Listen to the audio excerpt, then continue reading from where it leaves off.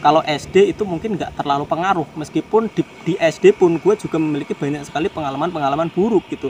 Seperti dulu waktu SD kepala gue pernah bocor 3 kali, dan yang 2 kalinya itu disebabkan oleh satu orang yang sama. Bayangin itu. Dulu waktu SD gue hampir ngebakar rumah gara-gara main petasan. Bayangin itu. Gara-gara main petasan satu rumah warga itu hampir lenyap. Itu kalau udah kejadian kayak gitu siapa yang salah? Gua dan teman gua.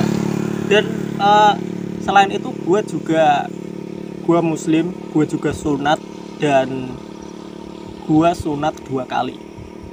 Yang pertama di kelas 4 SD, gua sunat. Waktu itu sunatnya masih sunat tradisional ya, istilahnya itu sunat dicalak gitu. Dan ketika teman-teman gue sunat dicalak dan jadi, gue mengalami masalah karena punya gue itu kecil sampai mungkin yang nyunat itu nggak mesti pakai teropong gitu. Akhirnya apa? Akhirnya ya nggak jadi aja gitu. Untuk kalian pengen tahu nggak jadinya kayak gimana, ya kalian bayangin sendiri gitu, sunat yang nggak jadi itu kayak gimana. Nah akhirnya butuh waktu 1 tahun supaya mental gue itu membaik ya. Udah mas sunat tradisional itu sakit, nggak jadi pula, tentu tekanan mental sekali bukan. Dan gue mesti nunggu 1 tahun supaya bisa move on untuk pengalaman buruk yang pertama. Dan sunat yang kedua ini gue sunat kelas 5 mau naik kelas 4, dan sunatnya itu di dokter.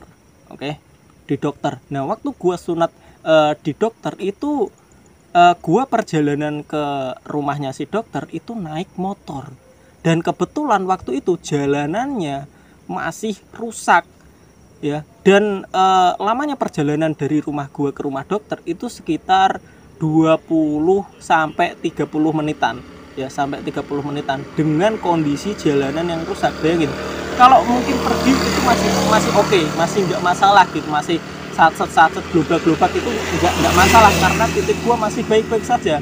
Masalahnya adalah ketika pulang pasca gua motong untuk yang kedua kalinya, itu bener-bener lumayan adrenalin gitu, karena tangan kanan gua pegang pundak bapak gua, tangan kiri gua pegang punya gue itu, biar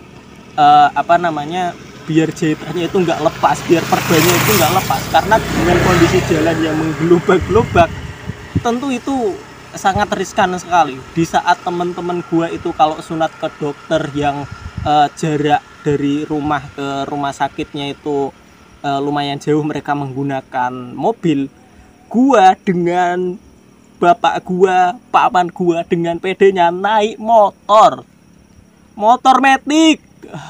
Fuck. Tapi apapun itu yang penting gue sunatnya jadi nggak terlalu masalah gitu ya. Ya anggap aja itu pengalaman masa lalu yang semoga nggak terulang ke keturunan gue nanti.